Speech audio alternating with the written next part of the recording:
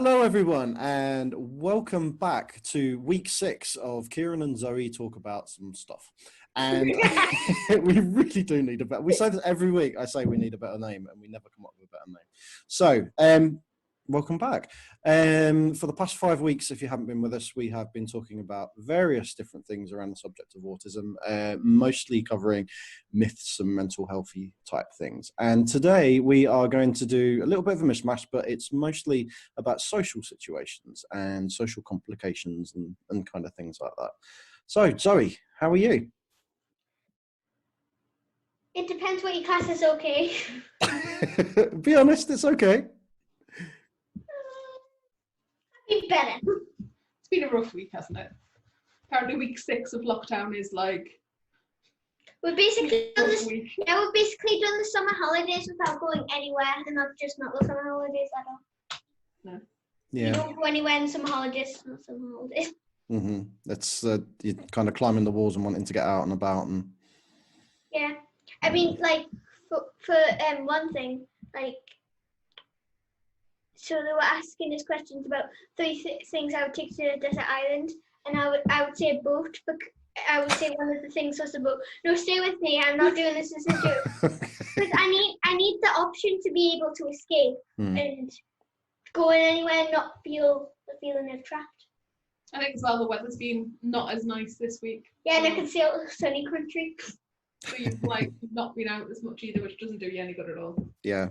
I always feel better when it's sunny outside. Even if I don't go out, at least I know it's warm and it's bright and you feel lighter, don't you? And it's when it's miserable and damp and yeah, especially when it has been warm as well. You wear sunscreen and stuff. You do. You do leave the house.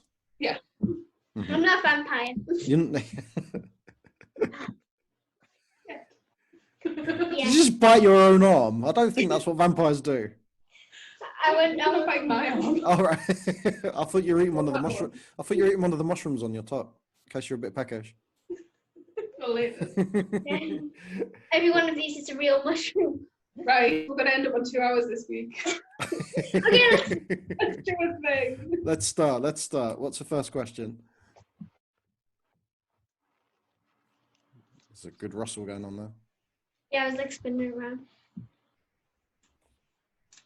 I can't get through. Because if I put buttons there.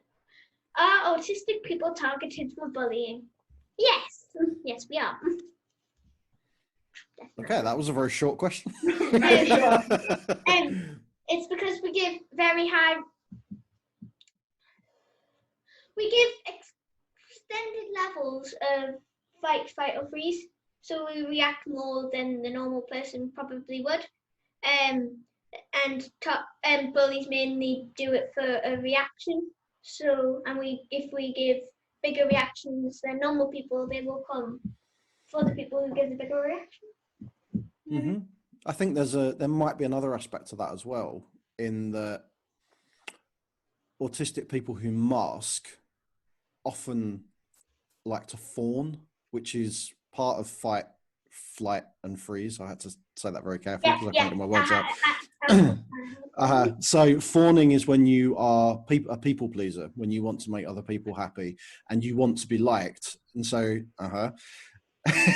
so you become a little bit more compliant and you become more easily manipulated, and people sometimes take advantage of that, don't they? Yeah. Do you have experience of that? That's basically my life story. Mm-hmm. Of school. Yeah. Yeah. I think it's hard. I think the stats on bullying of autistic people is well over 50%. I think it was 65-ish when I looked. So you're more likely than not as an autistic person to be bullied, which is I think when you struggle with kind of communication and you struggle with environmental, like the sensory kind of stuff as well, it just opens you up and makes you more vulnerable to everything, doesn't it? People see you as an easy target. And then I know Amy Pearson, who's a psychologist at Sunderland, she did a paper on mate crime last year. Yeah. And the findings coming back from that, I mean, reading it, it wasn't nice reading, and it was No. a lot of it actually was quite reflective of me growing up as well, and people taking advantage of me and being bullied and stuff. And I don't know an autistic person that didn't go to school and got bullied. No. Yeah. Neither do I. Also, talking of like reading and like hate crimes and stuff. One of the books in my reading test said, "Does this sentence sound sarcastic?" And I'm like, does it sound like 4 options, and one of them was sarcastic, and I was like, I don't know, so it must be sarcasm.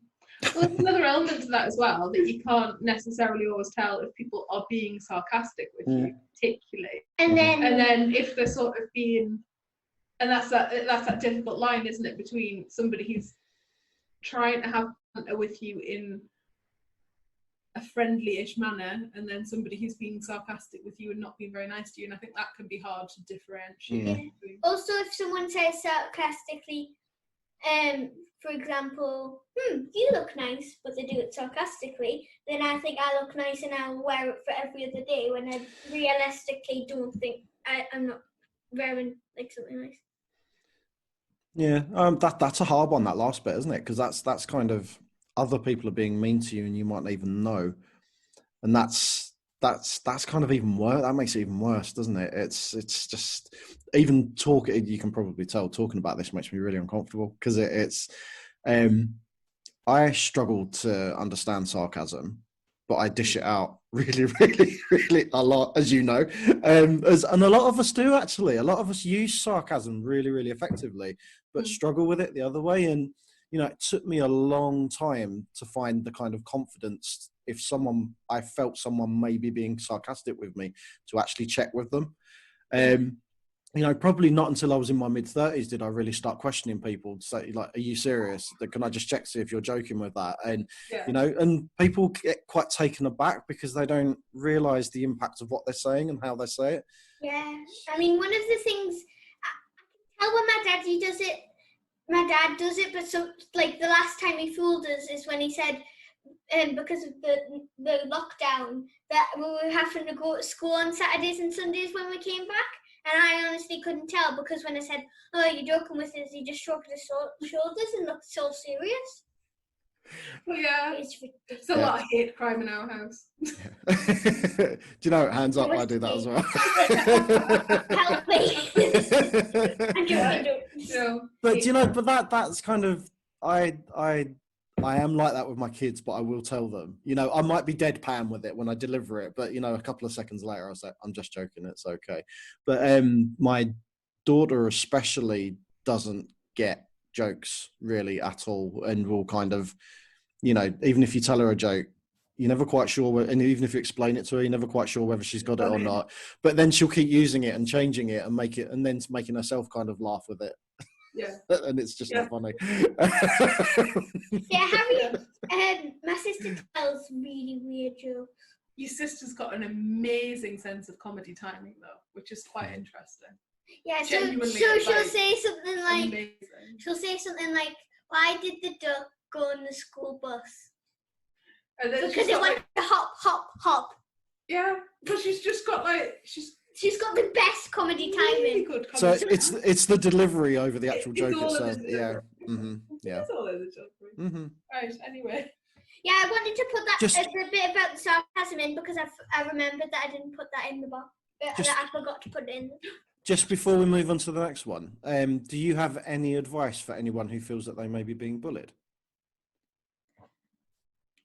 Tell someone, and don't let anyone tell for you. And if you're afraid that so if this mean person shows you something, like I have experience of that. If someone probably shouldn't have in school, you can always just ask the teacher for them not to say the name. But if you ask other people to say it for you, they will be told as telltales, and the message won't really get through. And also, don't hit them. It makes it worse for you. I know how much you want to, but don't. Yeah, tell somebody. I think something we did very early on is we did like a sort of, we call it the circle of trust. And that sort of, it's got a few levels to it, but it's basically, if something's up, this is who you should talk to. Yeah, I think the circle of trust was like something we shouldn't tell other people, and we can only tell certain people within the certain rings. I think definitely. I think that's good advice. Yeah, definitely don't keep it to yourself. Yeah, no, Definitely not. definitely It not. makes it worse for you. Especially when you're in a school situation where, you know, you're never placed into that situation as an adult where there's, you know, significance of numbers of people that you really can't go. Yeah. Right, Yeah. before we make this video an hour, Go on then. Oh, Zoe's getting bossy. I'm just copying what my mum said. Oh, God. She's one of the only role models I have right now. Oh. Oh, unlucky. Do you feel like the odd one out? It depends if you're referring to the odd one out like the Black Goose or the YouTuber. Does it depend on the situation, like where you are and who you're with? Yeah. I think that's fair. So when don't you feel the odd one out? When I'm with other neurodivergent people or neurodiverse people, I've forgotten which way you say it. Divergent, but it's fine. So when you're around other neurodivergent people, so do you feel like you're the odd one out at home? Ooh. No, I don't. That was a very long Of course, conversation. because sometimes I feel the odd one out because the little kid abuses me, and I feel like the only one who she's actually hitting and using as furniture. So I do. So you feel targeted. That doesn't make you the odd one out. That makes you a target, doesn't it? That's a slightly different thing. Of your sibling. I am Harry's clay to mold. And I would be flattered, to be honest, because that means that she really cares about you, I would say, and really it feels safe and trusts you. So Zoe is her sister's favourite human. Yeah. By a long, long is way. she? She screams at me so much. Yeah, I know. But you are her favourite human by a country mile. And you are. So when do you feel the odd one out then?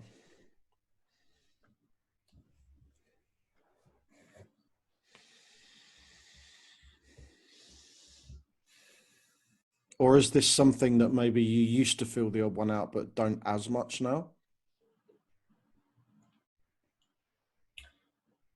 I'm just thinking of a nice way to say this. When I'm with people who are neurotypical and do not understand the first thing about autism. Right. Yeah.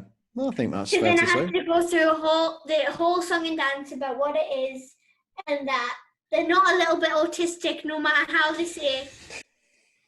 Yeah, and also talking about social things.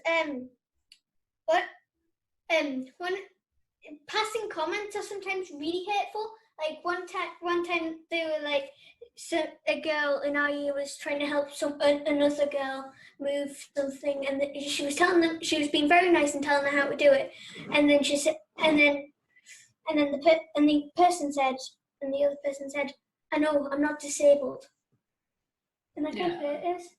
I think sometimes people can say things and then make you feel like the other one out, whether that's deliberate or not. Yeah, I mean, even if it's not deliberate, it can still hurt, can't it? When people kind One of of the people in my year, like, brought sensory toys to school. I don't even think she had a diagnosis or autistic. I don't think. Maybe she didn't tell us. Maybe she has not stopped masking. But she brought sensory toys to school in a bag, and she tried to be like me, but at the same time was being mean to me. And it doesn't really work that way. Yeah, that's something you'll realise when, like, you get a lot older, that sometimes people are mean to you because you are being how they want to be. It's jealousy. Odd. It's jealousy. That's what it is. It's. Muggles. I would say in that kind of situation that the girl was jealous of you because you are very open. You are very obviously you. You don't hide things as much as other people do. You used to, but maybe not as much now. And maybe she's jealous of that and wants to be like that. She always used to try to get herself into the center of attention. I mean, when she wanted to fake cry, she would go and then cover her face like she was crying. Okay, let's talk about people at school. Yeah. I have this trauma. What was the question? Being the odd one out. Odd one out. The odd one out. So I felt like the odd one out when I was at school. And that's because I didn't, well, obviously I was undiagnosed at that point. I don't actually think it would have made any difference back then, being it was in the 80s. But I probably would have been put through all sorts of different therapies and things otherwise. But I always felt on the outside of things, never quite, I was always trying to fit in with everybody else and never quite managed it. And it was just a really awkward time. I think awkward's the best word. Yeah. I just felt awkward even when I wasn't with people, because I was thinking about it. Yeah. I still felt awkward. And I don't think I ever stopped feeling awkward. Not until kind of I really got a bit like Zoe, you know, just was very happy with myself, you know, just got to the point where I was like, screw everybody else. I'll be me. I'll surround myself with people that don't make me feel awkward, who I can act naturally with. And then so I think that's where I think Zoe's she's there already. She's got a great future ahead of her. But I think it's really, really important to know that and to surround yourself with people who don't make you feel like the odd one out. Yeah, completely. Can I have a cloth? My hair keeps sticking in the back of this chair. I don't think I've got anything appropriate. Okay. You need a haircut. Do I have hardly any hair? No, I've got hardly any hair. It's longer than it normally is as well. Where hairdresser would have been here last weekend, but you had it over your eye before the recording. Should we do the next question? Let's do the next question. Do you want to pick this time? Go on. I'm giving you the golden ticket offer. It's only taken 6 weeks, but finally you get to pick a piece of paper out of a bowl. Do I also get to read it? Yes. It's a big one as well. Oh, God. What is masking and how do you stop? There you go, Kieran. I don't think I even put any input on this one. All right then, how long have we got? Oh my. You're really a watch. I talk about this all the time. I think Zoe should talk about this one. Go on then. You just put this. Yeah. Do a condensed version. Masking is trying to act like a neurotypical. It is. Pretty much. Is it always a choice? Do you always choose to act like that, or does sometimes it just happens? It's not a choice. Sometimes it just happens for me. I'm glad you said that. There's research at the minute that is pushing, it's coming from the UK actually, that's pushing that masking is completely a choice. That we choose to act like neurotypical people. We choose to hide ourselves away. It took us ages to stop masking, because it's not a choice. You have to basically have to keep thinking that, you know, it's not a choice. I'm sorry, there's no other way to say it. It's not a choice. No, you're right. Because if it was a choice, you'd be able to stop whenever you wanted. Yeah. Yeah. So how do you stop? How did you stop? What did you do? I think I took up a healthy, I think. And then I got I like doing that hobby, and then I discovered more about myself beyond the mask, which was my true self. So, because I've tried different activities, and I just kept thinking, you know what? If I won't change for people, they can take it or leave it. I think it took us many years to drop the mask. You being more open about your autism at school was quite a big thing and a big step for you stopping masking. Not that I think you completely. I don't know. I don't know. That's cool. Yeah. Before that, I would get myself in groups. I would try new things, so I discovered more about because all I would do is me behind the mask trying to be normal, and I would spend all my energy try and fit in rather than finding out who I actually was. Which sounds very tiring. I literally learned nothing in the first few years of school trying, but when I tried to stop math, because it takes so much social energy and energy out of you. Mm. It certainly does. Some days I would just go home and cry to myself. Yeah. Yeah. Mm-hmm. And I think you hear that a lot, don't you? That kids come home and collapse. Yeah. And that sort of Coke bottle effect and so on and so forth. Yeah. I do Coke think bottle effect, what? the idea is that you take a Coke bottle and every time something bothers you, you shake it and then you come home and it's like you put Mentos in it.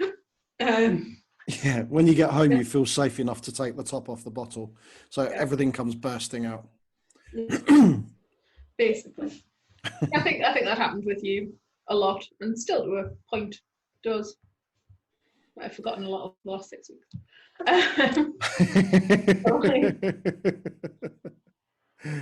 I think, I mean, there's a level where everybody has masks. You know, you don't behave the same way in your workplace as you do at home, and that's more adaptation, though, isn't it? That's adapting to a situation. Whereas when we talk about masking, we're talking about. Sorry, you've given me your throat infection. I think over the internet. It's just my voice is just going all of a sudden. You're talking about things like scripting. All gone out of my head right now. Like, there's a script for that. There is a script for that. It's just I left it in the other room. It's suppressing the kind of the sensory things that are going on. It's suppressing the fact that you are potentially in a room surrounded by people who are communicating and you have no idea what's going on, and all of that is kind of you having to screw it all up into a ball and hold it underneath this mask, aren't you? Go on, Zoe. By the way, what about leaving the script in the other room? Was that actually sarcasm or a joke? It was a joke. Thank God. My scripts are up here. I have rooms in my head though, so I left it in the other room in my head. I was just checking because I was about to say, I don't worry, we can wait. Go get it. So when you think about sarcasm, so when you think about, I mean, you're very hypersensitive in a lot of ways and hyposensitive in other ways, aren't you? So yeah, so like. So you've had. Go on. Yeah, no, I was just going to say. So you've had to cover that up in school to a degree, haven't you? Because people have dismissed that and not taken you seriously for it. But seriously, what is that? So like hypo and hypersensitive is where you feel too much or feel less than average of something. So you feel less than average pain, but you hear more than average noise. Yeah. That sounds about like me. Yes. Yes. It is a lot. Mm-hmm. Like me. You know. Yeah. But yeah, and obviously I think when you have come home and we have done Coke bottle type things, quite a lot of that has been around like if it's been particularly noisy at school, or if you did a particularly smelly science experiment, and then if people wouldn't let me do all of the activities in science. People don't let you do all of the activities. That's the other thing as well. You've got to have that front where you've got to pretend that you want to work as a team. Ooh. I need to trash can. Dick.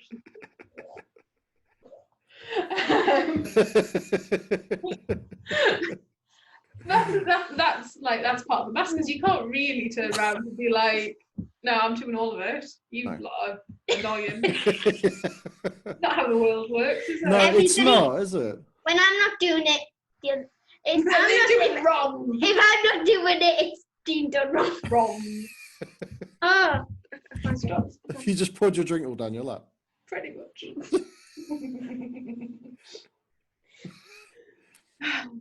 That's it. Just dry yourself off on the cushion. Yeah. I think as well, I mean, you know, we're talking about how to stop. I mean, I think to stop, you've got to be aware of the fact that you're doing it. Yeah, absolutely.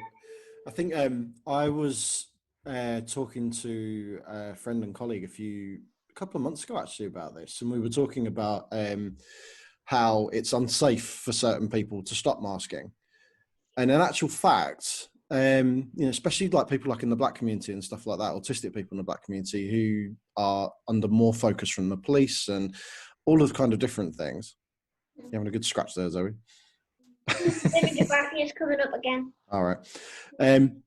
So we were talking about the fact that it isn't necessarily about stopping it. It's about being aware of it and maybe taking control of it a little bit more and not letting it control you. And I think it's probably impossible for most people to stop completely, because you will automatically defer back into that, no matter how long it is that you've been trying to become aware of it. But no matter what situation you go in, there's always going to be that urge to fall back into that pattern. But it's knowing that and being able to kind of minimize it as much as possible, I think is what the aim needs to be, really, rather than stopping completely, because I don't think you can do that. What I said about taking up hobbies might sound like completely ludicrous, but seriously, I needed to first realize that I was doing it, and second, do things that I might like to discover who I was. Because up until then, I'd just been doing the mask and didn't really care who I was. I was just gonna act normal. It's not good for your mental health either. No, really not good. Very sort of known. Mm-hmm. Do you know what it's called when it takes all that energy out of you? Do you know what it's called, Zoe? Social battery?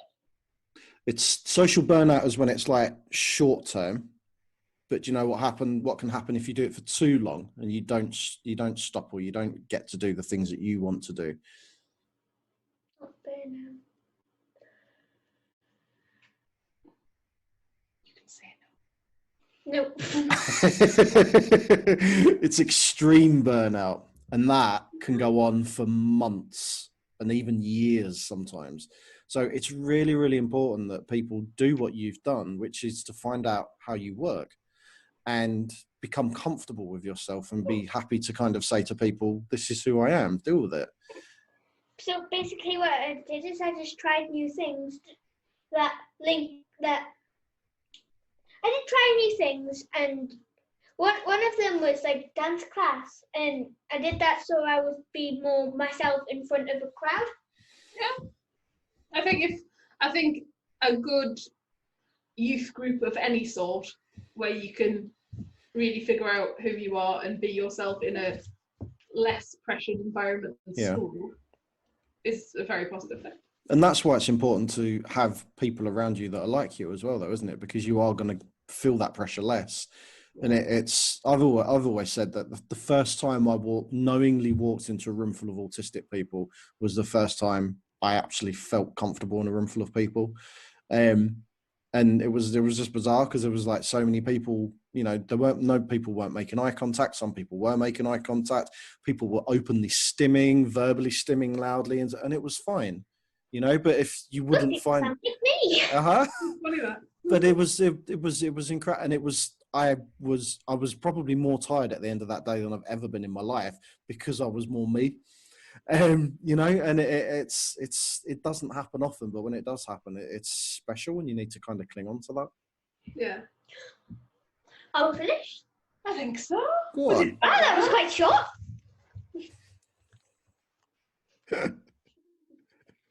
She's getting cocky now, isn't she? No, go on. I'll let you. Zoe. No.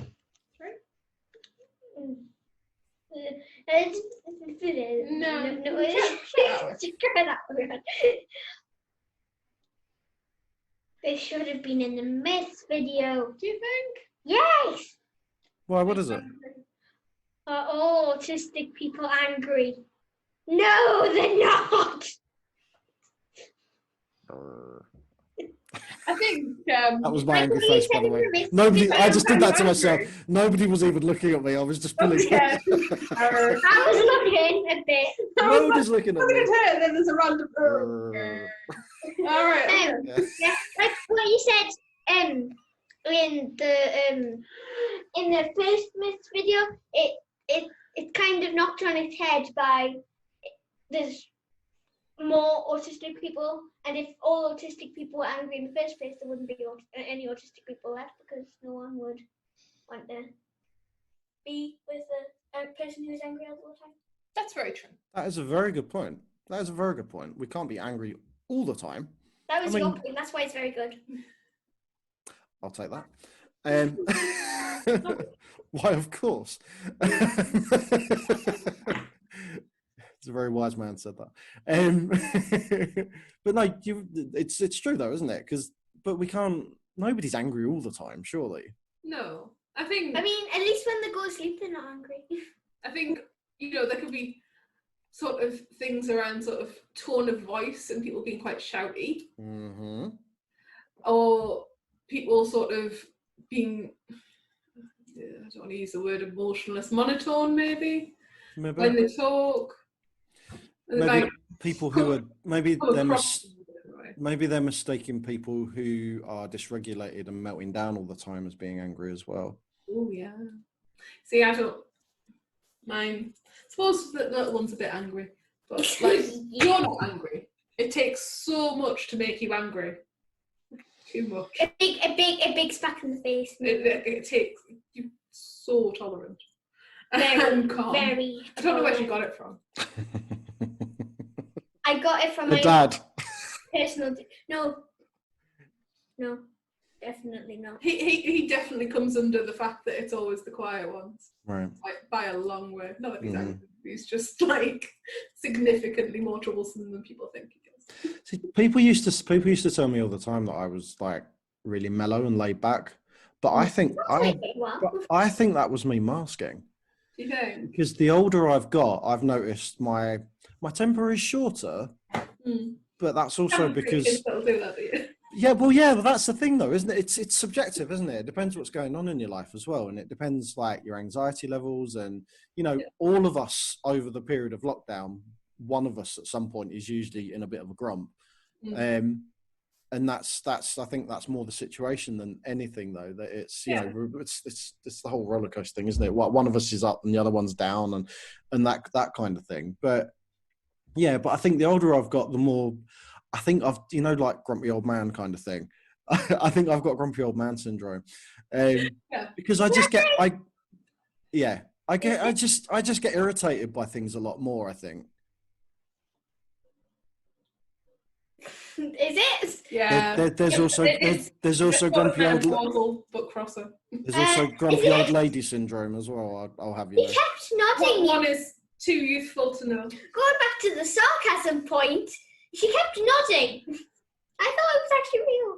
What, grumpy old man syndrome? Oh no, sort of. I mean, it's not a medical it's not. But it is a thing that I think thing. as people get older, we just become a little bit more frustrated. Yeah. Less tolerant. Yeah. Yeah. Maybe it's just because we know we're nearing the end because we're that old. I really don't like thinking about that. No, we're not going there. I was joking then. Yet. No. Just. No, about just any kind of. No death.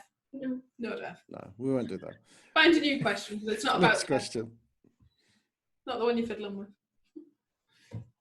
This one is one of the ones we've already done. I can throw it in the bin now. Oh, there we go. All right. How do you interact with neurotypical people? I did put them muggles, as we like to call them. Do you just walk around doing that around them all the time? I find it helps when you're talking to a neurotypical person, it helps to talk really, really slowly and loudly. really loudly and give them very clear information because they struggle to understand what we're saying. Yeah, it does. It actually does have. Sort of true. It actually does have. You might be joking there. I seriously can't tell if you're joking there. But it actually sometimes does happen to me, and I have to go, hello. Because some of my friends are like, hello. And I'm like, hello. And they're like, what? And I'm like, hello. And I'm like, what? And I'm like, hello. To be honest, I don't know. I mean, I'm 21 and I don't know. Stop laughing. I don't know how I've got to this point in my life because, again, I'm 40.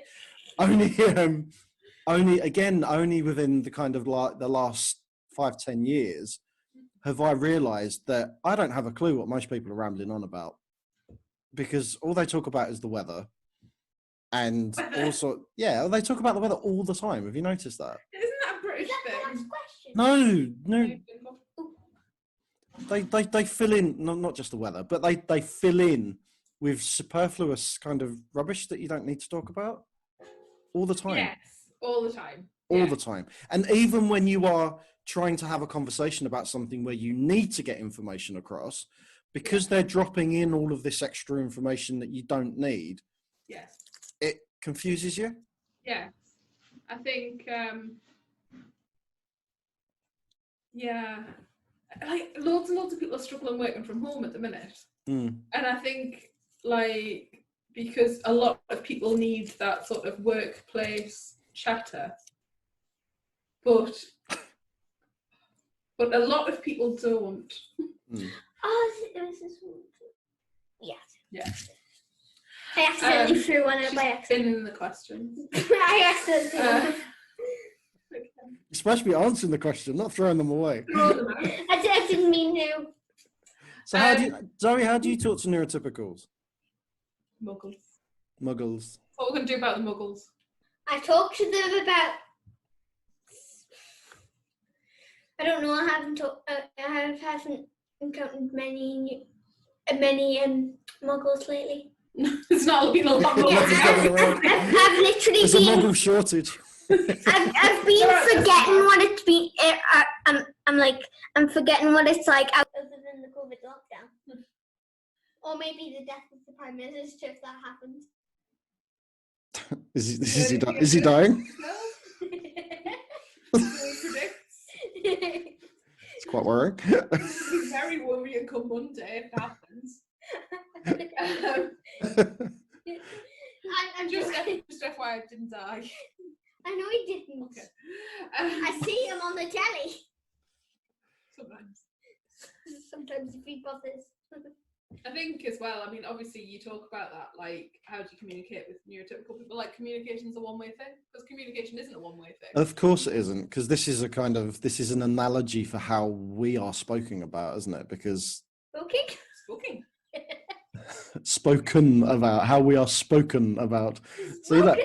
I'm unable to communicate today. Because we are talked about all the time like we can't communicate properly. And in actual fact, there is no right way to communicate, is there? Because it takes two people to communicate, so there has to be some kind of middle ground. Exactly. But nobody ever looks at it from our point of view, from our perspective. No. And I think, you know, there's so much emphasis on verbal communication and who can talk. I mean, me and my husband, you know, I mean, he's been in the house 8 weeks now, and we still conduct a significant amount of our relationship over Messenger. Like, a really significant amount. You know, talking. Yeah. I mean, don't get me wrong. Like, I do talk to him, but like. But yeah, even if, especially, and I suppose this is why you don't notice, if you are like, you know, talking and Harriet's talking, then Dad can't hear me talk. No. And I will even sit next to him on the same sofa on Messenger. So like we can communicate. So that's why you're always on your phone. Yeah, sort of. quite regularly. Yeah. But No, like, we're exactly the same. You say you conduct. Hang on, have you just had a realisation about your parents' relationship? Yes, carry on. If you say most of your relationship is over Messenger, why do you with me on breakfast? Why was there PDA? Sometimes. So he doesn't like any kind of PDA. Right. They did PDA. They did PDA. They did PDA. Ask me. When I was having my breakfast. Yeah. Also, awkward moment. I don't even know what PDA stands for. Public displays of affection. But yeah, none of Back that. to autism. Yeah. Last question. Ooh. Oh, Ooh. You know what, Mummy? I'm giving you the good honour of reading the last question. hold on a minute. Before you do that, just before you do, is that the last ever question? No. Are we going to go on? Mm-hmm. All right, we took the wind out of my sails. I was going to do like a big fanfare over the last ever question, but we won't do that now. I would not let this be the end. Cool, it's fine by me. Go on then. You're stuck with it. But Oh, I'm kind of stuck God, for help questions. me. I'm kind of stuck for questions. So if anyone wants to either send them to us, or if you want to write them next time, Kieran. Ooh, can't make me work. I'm not making it. If you want to do it, you don't have to. We'll do what I said. I haven't put the poll up yet, but we'll do what I said. Actually, by the time you've seen this video, the poll might be up already, asking if people what subjects people would like us to talk about. So Maybe. Yeah, Possibly. because I've run out of questions because it's from my point of view and not other people's. Exactly, we need other people's input, don't we, to keep moving? Right, we're going to read this last question. Okay. We don't want another hour one, especially me. Have you not got the concentration span? Not this time of night. This is the saddest question. Oh. Do you struggle to make friends?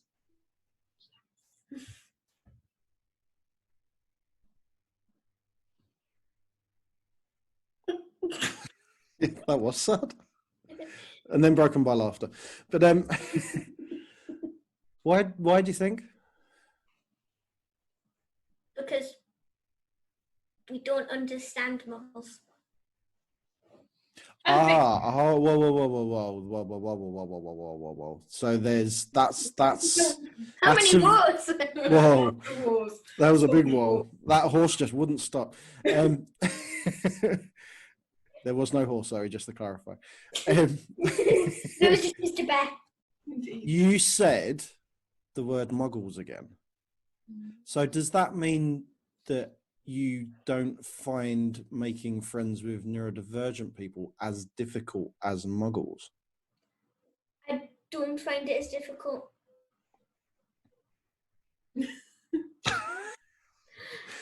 I think I've just sussed out why you find. I think I've sussed out why you find making friends difficult, because you're just short and talking really short sentences that, that don't lead on to other questions. And no. Close questions, closed answers. So you find making friends with neurodivergent people less of a difficulty. Is that Yeah, fair to because I say? don't want to talk about the flipping weather. Yeah. Right. Okay. So is that because you have common interests with those people as well? Yes.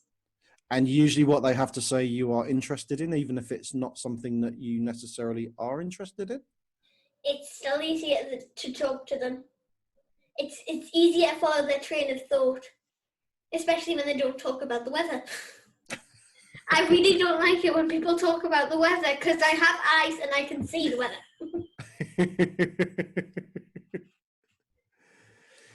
So it's funny, isn't it? Because pretty much all my close friends now, they're all neurodivergent, mostly autistic. You just glug away, don't mind us. Like right next to you, mine. Just don't do the big burp that you did earlier when we were off camera.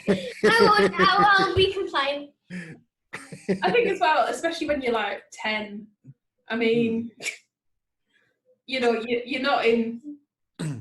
These people are not your peers.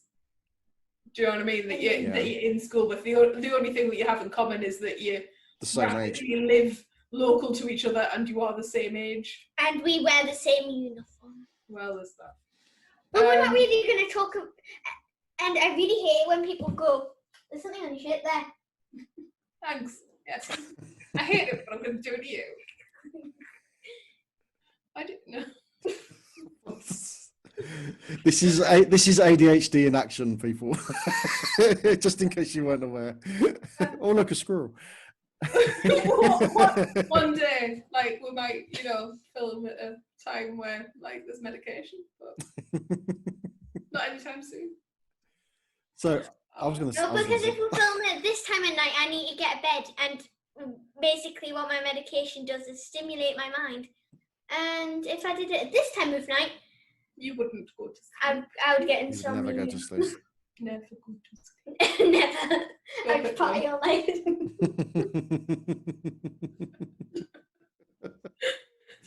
You see, I don't think you struggle to make friends. I think you struggle to maintain friendships. I struggle with both. I struggle with first impressions, and also when you talk to a new person, which you're going to make friends with, all you can really talk about is the weather. I'm fair about the weather. I find and have found, well, firstly, what you were saying before about being kind of the same age, and you have nothing in common with the people around you, sort of thing. But that's school, isn't it? Because you are effectively locked in a room all day with 30 people and are expected to make friends out of those people. Now, if there is nobody there that has interests that are like yours or thinks in the same way as you, that then becomes a really challenging thing, because you're doing all the work to meet other people's needs. Completely. And I think it's something that I've always sort of said to you, is that I don't have a proper friendship from primary school. I see some people who I went to primary school with, mainly because it's like a local village for local people. Some of the reasons I make friends, but like, you know what I mean? Like, you tend to find friends in life who, like Kieran says, you have lots of commonalities with, and that tends to become later in life when you get to go out on your own. I make friends mainly one because there's some wonderful vocalists, and two, if you do it on your own, it just feels sad and you feel more lonely than you actually are. When you're talking to yourself. When I'm talking to myself. When you're having a conversation with yourself.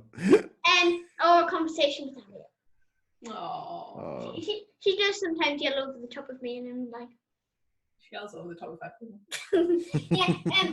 Also, too, it's one of the keys to survival. If you make friends with someone in primary school, they are more likely to share with you, and the quicker you can get the toys off. Slytherin coming out there. Not too manipulative. No, I was joking. I don't actually make friends for that purpose. Also, I make friends mainly so it's easier to talk to someone,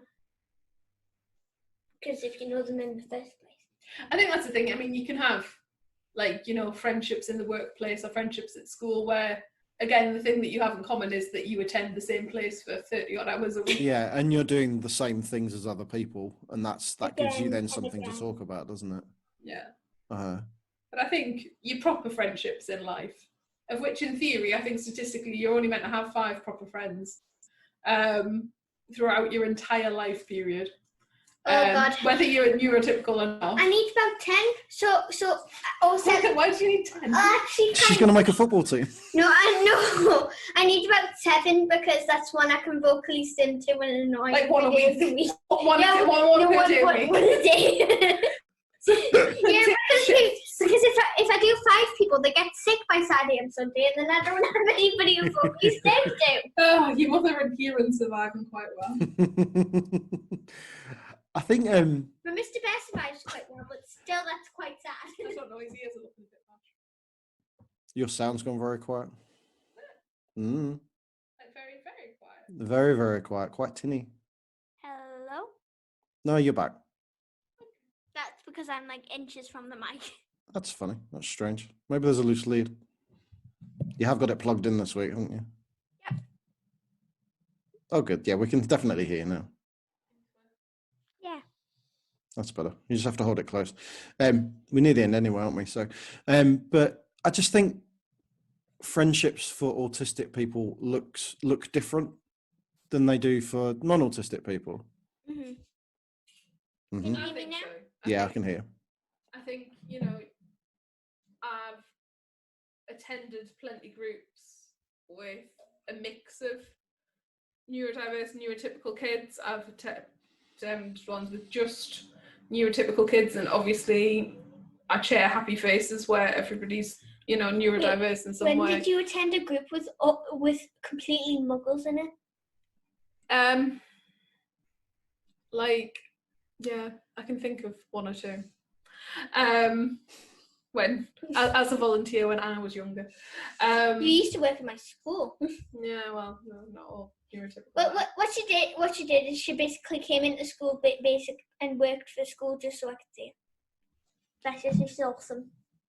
When you were very young in school, I came in to do reading and reception. They blow you and you. Because you're lush. I know I'm lovely. Affectionate, yeah, people. I think you can really sort of tell the difference when you are in a room where it's just neurodiverse people. And it's really different. And I think I find relationships easier to maintain online because there's less pressure. Yeah. When you're seeing people constantly, that then you're trying to force conversation. Whereas if you have friends that are pretty much solely online or you don't see very often and you talk to them mostly over Messenger or WhatsApp or whatever, then you have like a constant flow of conversation because you might say something and they might answer the next day. Or an hour later, you know, it's not back and forth, back and forth, back and forth. And I prefer talking to people over devices, even though I don't have my devices on it. Still, I prefer talking to people over devices. You have been denied your ability to talk to people? No, just devices. Okay. We'll not go there then. It was because I broke my leg open. Something about Lego. The air suddenly got very thick. Yeah.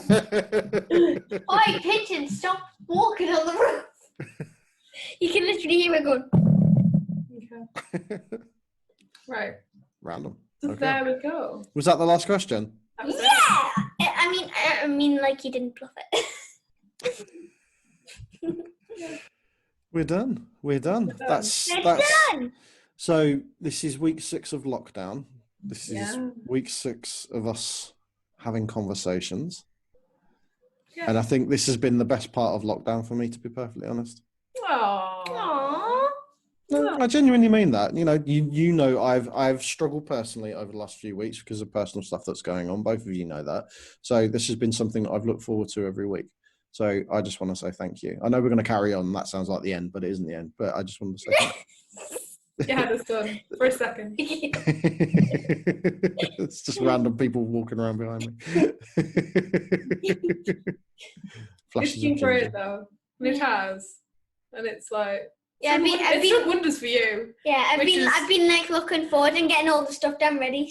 So I have much time to talk to you. Which oddly came from like, you know, Zoe having timetabled work from school and she's like, well, I'm not doing that. And I was like, right, well, fine, but go do something. And she was like what? And I was like, well, it's Autism Awareness Week next week. Just figure something out. Do something for that. And then what I've done. And then this happened. Yeah.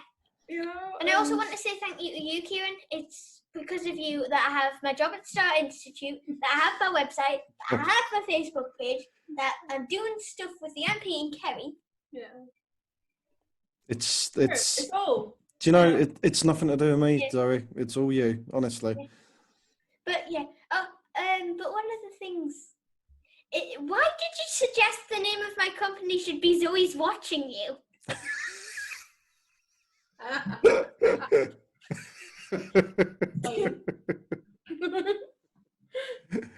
Eyeball the camera, Zoe. Extreme close up. Eyeball the camera. Zoe is watching you. Me and your mum were we were laughing backwards and forwards and coming up with silly names.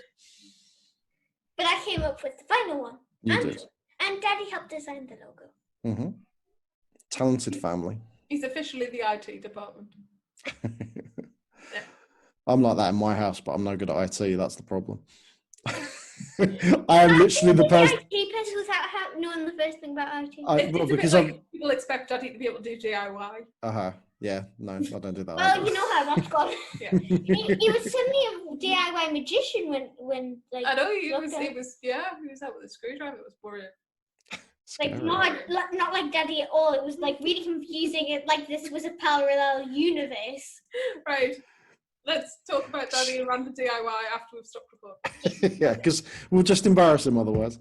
Dad, love you. Right, thank you very much for tuning in again, ladies and gentlemen. We've gone an hour again, so apologies for taking up so much of your life. But at least it's quality content.